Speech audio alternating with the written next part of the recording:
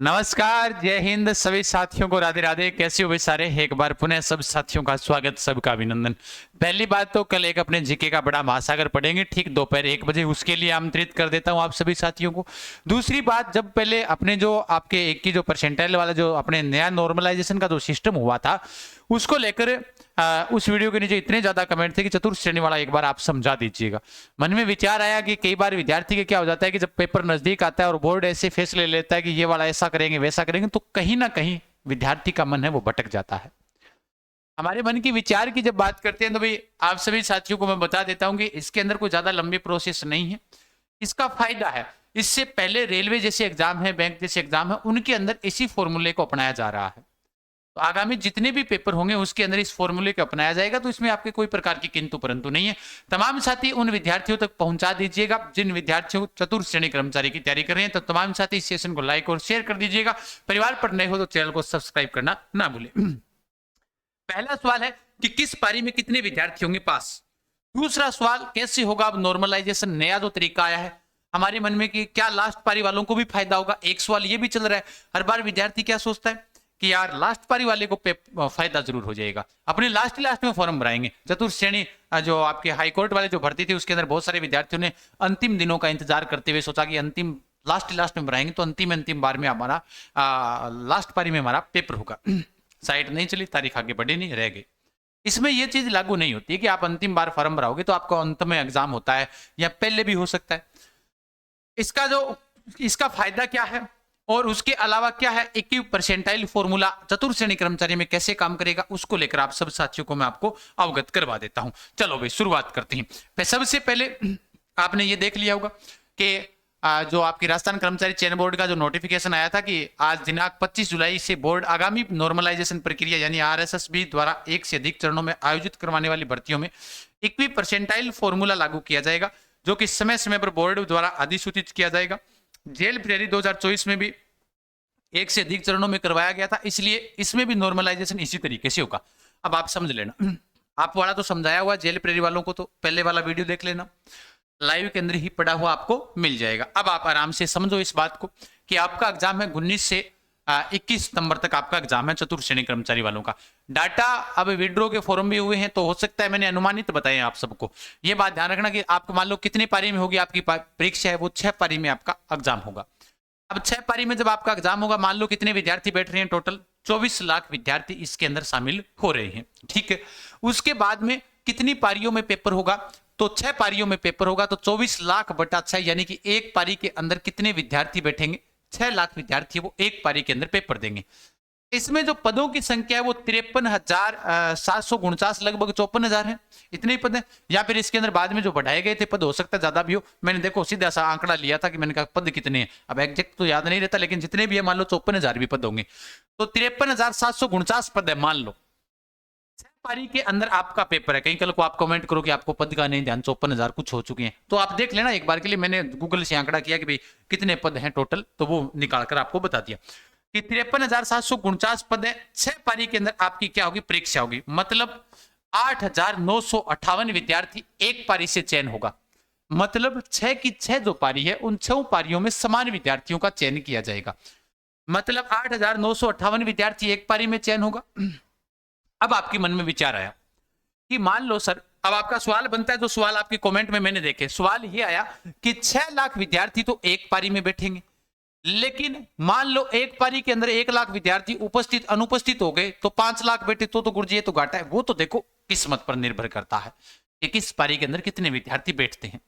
ये हो सकता है कि एक पारी के अंदर 4 लाख बैठ जाए, एक में 5,80,000 विद्यार्थी बैठ जाए, ये तो किस्मत पर डिपेंड करता है। इसको लेकर आपकी कोई संशय नहीं होना चाहिए, ये तो बोर्ड के अपने नियमों के अनुसार ही रहेगा, क्योंकि इसका जो 21 परसेंटाइल वाला जो फॉर्मूला है वो आपके जो कुल विद्यार्थी माइनस रैंक बटा कुल विद्यार्थी माइनस 1 इंटू 100 पर निर्भर करेगा। परसेंटाइल से आपकी रैंक निकाली जाएगी। अब आपके मन में विचार है, यहां तक तो हम समझ गए प्रत्येक पारी से इतना का सिलेक्शन होगा। अब प्रत्येक पारी में होगा सिलेक्शन कैसे, ये भी हमें बता दीजिएगा। ये सवाल आता है सबसे बड़ा, ये बड़ा कि अब आपका सवाल है कि भाई सिलेक्शन होगा कैसे। मान लीजिएगा पहली पारी है, दूसरी पारी, तीसरी, चौथी, पांचवी, छठी पारी, हो गया क्लियर भाई। पांचवी और छठी पारी आपका 6 पारी। अब आपको मान लो कि प्रत्येक पारी में 8,000 प्लस विद्यार्थियों का सिलेक्शन होगा प्रत्येक पारी के अंदर, यही बात है। यही मैंने आपको बताकर आया हूं शुरुआत से, तो इसमें तो मेरे हिसाब से आपके अभी तक कोई दिक्कत नहीं है।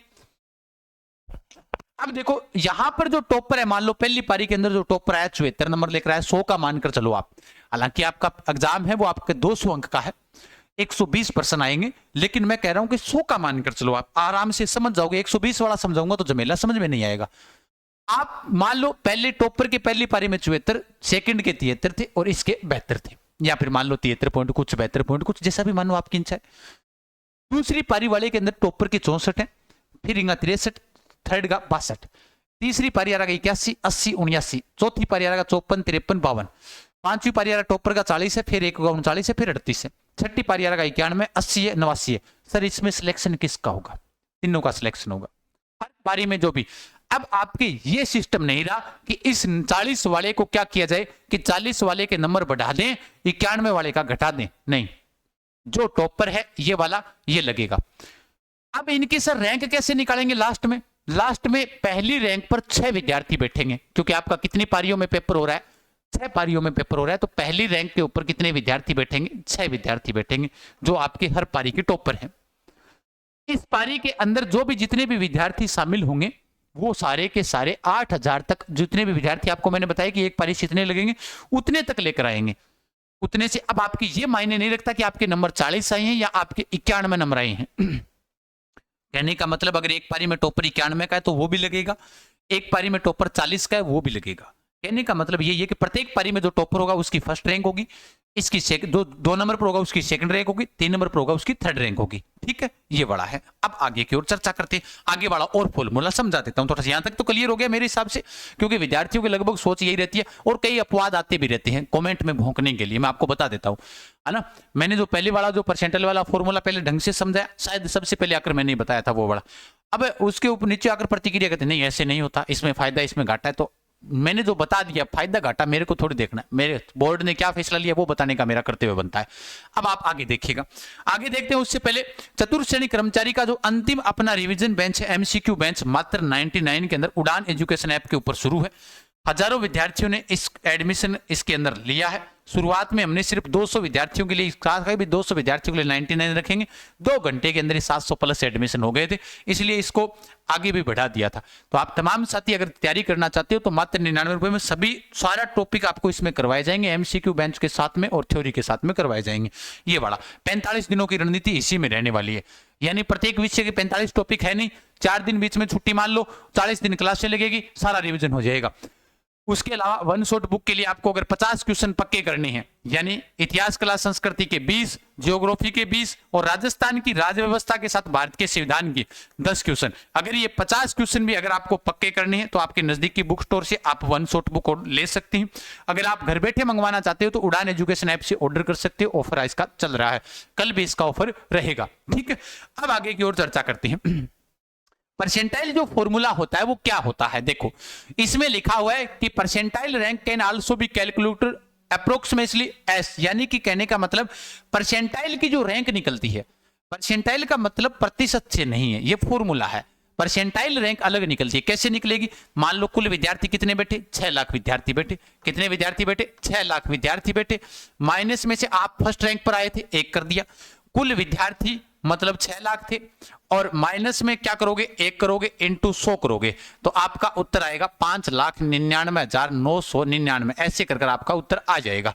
देख लेना आप टॉपर जो होगा या फिर जो भी होगा, या फिर इसका क्या निकल कर आएगा, वैसे काटते हो, इसको इससे काट दो, 6 लाख को नीचे वाले को काट दिया और ऊपर वाले को काट दिया, बचा क्या 100। आपका परसेंटाइल रैंक के हिसाब से आपके 100% अंक है, आप फर्स्ट रैंक के अंदर हो, यानी आप रैंक इस आधार पर निकाल सकते हो। जैसे यहां पर आपकी 100वीं रैंक आई, कुल विद्यार्थी आप कितने थे उतने निकाले, और माइनस में आपकी 100वीं रैंक है, उसके बाद कुल विद्यार्थी और उसके अलावा -1 इंटू 100 करोगे तो आपकी परसेंटाइल रैंक निकल कर आ जाएगी।